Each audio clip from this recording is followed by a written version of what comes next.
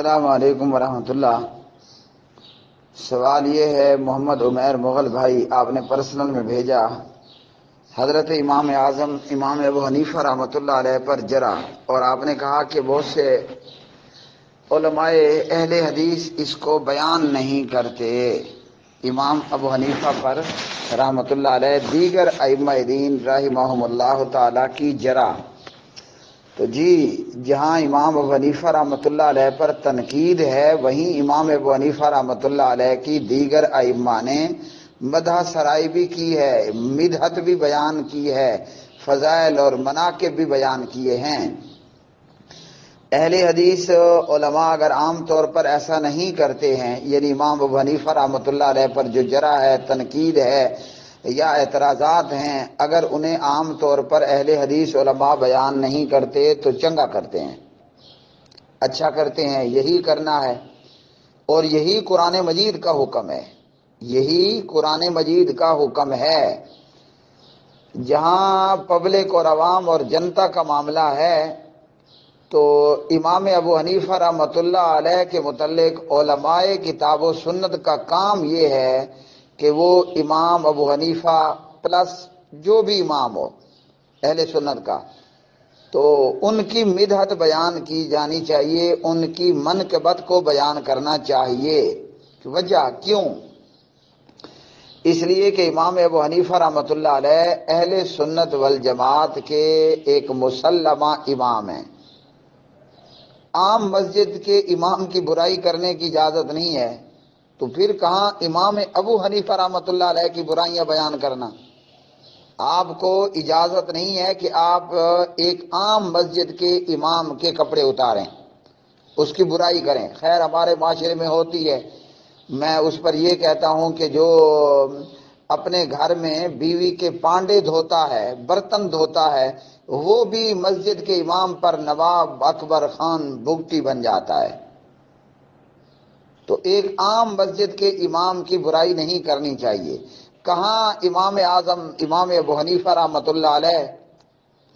تو اس لیے باتیں تو دونوں موجود ہیں، تاریخ بغداد ہے جی خطیب بغدادی رحمۃ اللہ علیہ کی، یا دیگر کتابیں جی، باتیں دونوں طرح کی موجود ہیں، گفتگو اور کلام دونوں قسم کا موجود ہے۔ امام ابو حنیفہ رحمۃ اللہ علیہ پر اعتراضات یا تنقید، جینون یا غیر جینون، غلوب یا بغیر غلوب کے، دونوں طرف سے مواد اور معاملہ موجود ہے، اور امام صاحب رحمۃ اللہ علیہ کی مدحت اور منقبت بھی موجود ہے جی۔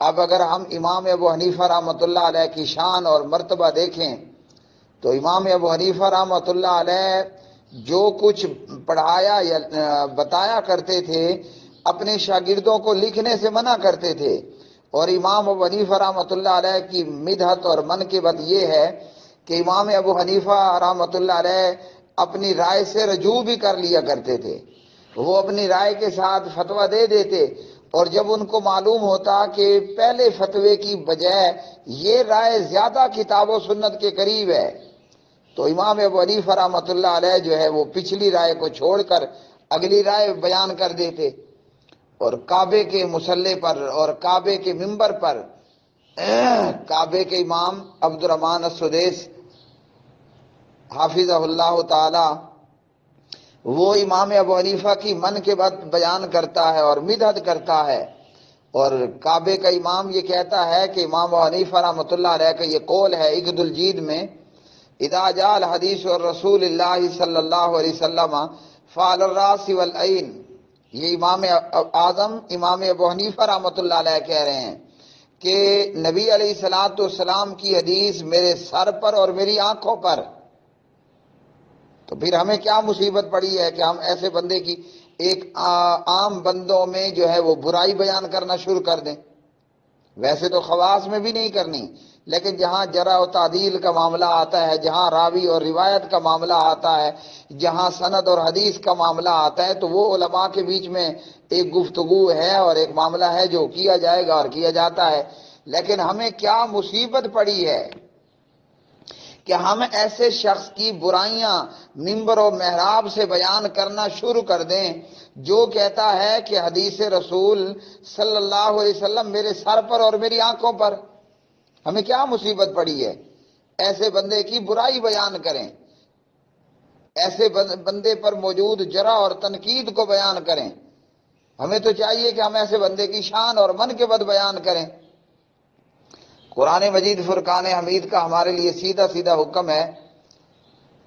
سورت کا نام کیا ہے؟ سورت الحشر ہے. پارہ نمبر 28 میں ربنا اغفر لنا ولاخواننا الذین سبقونا بالایمان. ربنا اغفر لنا، اے اللہ ہمیں، ہمارے رب ہمیں بخش دے، ولاخواننا، اور ہمارے بھائیوں کو بھی بخش دے. ویسے آپ جانتے ہیں نا انما المؤمنون اخوہ ہے، مومن آپس میں بھائی ہیں. تو صدیوں پہلے ابو حنیفہ رحمۃ اللہ علیہ، نعمان بن ثابت رحمہ اللہ، وہ ہمارے بھائی ہیں کیونکہ وہ بھی مومن تھے، ہم بھی انشاءاللہ مومن ہیں. تو ولاخواننا، ہمارے بھائیوں کو بھی بخش دے، الذین سبقونا بالایمان، جو ہم سے ایمان میں سبقت لے گئے، یعنی ہم سے پہلے جو ہمارے اہل ایمان بھائی گزر چکے ہیں. تو قرآن ہمیں بتا رہا ہے کہ ہم نے گزرے ہوئے مومنوں مسلمانوں کے لیے بخشش کی دعا کرنی ہے. تو اس لیے میرے پیارے بھائی، جب اہل سنت کے مسلمہ امام ہیں امام ابو حنیفہ رحمۃ اللہ علیہ، تو اماموں کی تو شان بیان کی جاتی ہے، اماموں کا مقام اور رتبہ بیان کیا جاتا ہے. ہاں، دو باتیں ضرور ملحوظ خاطر رکھی جائیں. جہاں تنقید کرنا بنتا ہے، جہاں پر، وہاں ضرور تنقید کریں، لیکن وہ غلو کے بغیر ہو. قرآن کہتا ہے لا یجرمنکم شنآن قوم علی اللہ تعدلوا اعدلوا اقرب للتقوی. کسی قوم کی دشمنی تمہیں بے انصاف نہ بنا دے، اور انصاف کرو، انصاف. یہ اور بات ہے، مصیبت ماری ہمارے ملک میں تحریک انصاف آئی ہے. دعویٰ تو تھا کہ ہم انصاف کریں گے، تحریک انصاف ہو عمران خان صاحب والی، دعویٰ تو یہ تھا کہ ہم انصاف کریں گے، لیکن ہر معاملے میں بے انصافی ہے. ہاں جی، ختم نبوت کے معاملے میں ان کی بے انصافی یہ ہے کہ قادیانیوں کو جناب اقلیت میں شمار کیا جا رہا ہے، اور وہ خبیث سرے سے پاکستان کا آئین نہیں مانتے. قادیانیوں کو مشیر بنایا جا رہا ہے، قادیانیوں سے چندے مانگے جا رہے ہیں، قادیانیوں سے ووٹ مانگے جا رہے ہیں، قادیانیوں کے لیے کرتارپور بارڈر کھولے جا رہے ہیں، اور قادیانیوں اور مرتدوں کے لیے مزید سہولت کاری کی جا رہی ہے. تو قرآن کہتا ہے اے دلو، انصاف کرو، انصاف. لیکن جو ہمارے ملک میں تحریک انصاف ہے، یہ ہر چیز کی ہی دشمن ہو چلی ہے. اللہ تعالیٰ اسلام کی بھی حفاظت فرمائے، مسلمانوں کی بھی، اور مسلمانوں کے ملکوں کی بھی، اور ہمارے پیارے ملک پاکستان کی بھی. جو قادیانی نواز ہیں، جو مرتدوں کو سپورٹ کرنے والے ہیں، اللہ تعالیٰ ان کا بیڑا غرق کرے، ستیہ ناش کرے.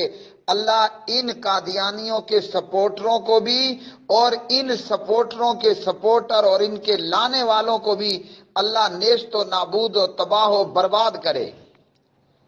تو قرآن نے کیا کہا ہے؟ اے دلو، انصاف کرو. تو اس لیے میرے بھائی، کسی کی دشمنی میں ہمیں یہ نہیں چاہیے کہ ہم امام ابو حنیفہ رحمۃ اللہ علیہ پر حملہ آور ہو جائیں. دیوبندی اور بریلوی یہ حنفی نہیں ہیں، اور یہ راہ اعتدال بھی نہیں ہے کہ ہم دیوبندیت اور بریلویت کی دشمنی میں امام ابو حنیفہ رحمۃ اللہ علیہ کی طرف اپنی توپوں کا رخ کر لیں. امام صاحب پر اگر کوئی جرح موجود ہے تو وہ علماء کے بیچ کا معاملہ ہے، راوی اور روایت کا معاملہ ہے، جی سنت اور حدیث کا معاملہ ہے، سند اور حدیث کا معاملہ ہے. عام پبلک میں یا عام جنتا میں، ہاں میں کہہ رہا تھا کہ تنقید کرنی ہے تو بغیر غلو کے کرنی ہے، اور اگر تعریف کرنی ہے تو وہ بھی بغیر غلو کے کرنی ہے، کیونکہ قرآن نے غلو سے، ہاں جی، افراط و تفریط سے، کمی زیادتی کرنے سے منع کیا ہے، اور غلو کرنے والے ہلاک ہو جاتے ہیں.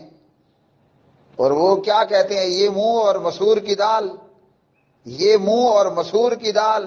میں پہلے اپنا چہرہ تو آئینے میں دیکھوں، پھر میں امام ابو حنیفہ رحمۃ اللہ علیہ پر اعتراضات بیان کروں۔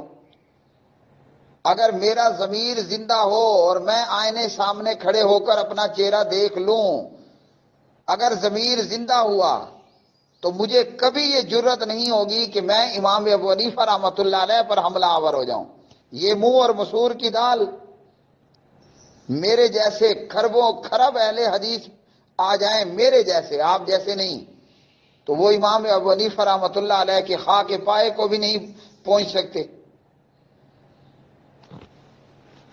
اس لیے ہمارا کام یہ ہے کہ ہم ائمہ دین کے مناقب، ان کے فضائل، ان کی مدحت، ان کی منقبت کو بیان کریں، وہ چاہے امام ابو حنیفہ رحمۃ اللہ علیہ ہوں، یا امام جعفر صادق رحمۃ اللہ علیہ ہوں، یا امام موسیٰ کاظم ہوں، امام تقی ہوں، امام نقی ہوں رحمہم اللہ تعالی۔ ہمارا کام ان کے فضائل بیان کرنا ہے۔ یہ سلامتی کا راستہ ہے، یہ خیر کا راستہ ہے۔ ورنہ اگر آپ ایک عام مسجد کے امام سے لوگوں کو بدظن کرنا شروع کر دیں، اپنا چہرہ آئینے میں دیکھے بغیر، تو شریعت تو اس کی اجازت نہیں دیتی ہے۔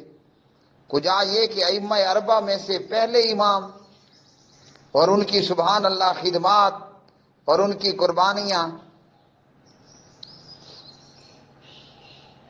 ہمیں 2 تھپڑ لگیں، کہاں مجھے، چلو ہمیں نہیں، مجھے 2 تھپڑ لگیں، تیسرے تھپڑ پر کہاں گئی اہل حدیثی اور کہاں گئی جناب بولنا اور خطاب کرنا۔ ہمارا حال یہ ہے کہ ہمیں جناب ہمارے خطرے کے کیا ہی کہنے صاحب، اور ہم چلیں امام ابو حنیفہ رحمۃ اللہ علیہ جیسے بزرگ پر اور امام دین پر اور دین کے لیے خدمات کرنے والے پر اعتراضات کرنے۔ تو جو بھی ایسا کرے گا وہ، اس کو چاہیے کم از کم اپنا فیس اپنے آئینے میں دیکھ لے، پھر امام ابو حنیفہ رحمۃ اللہ علیہ پر بات کریں۔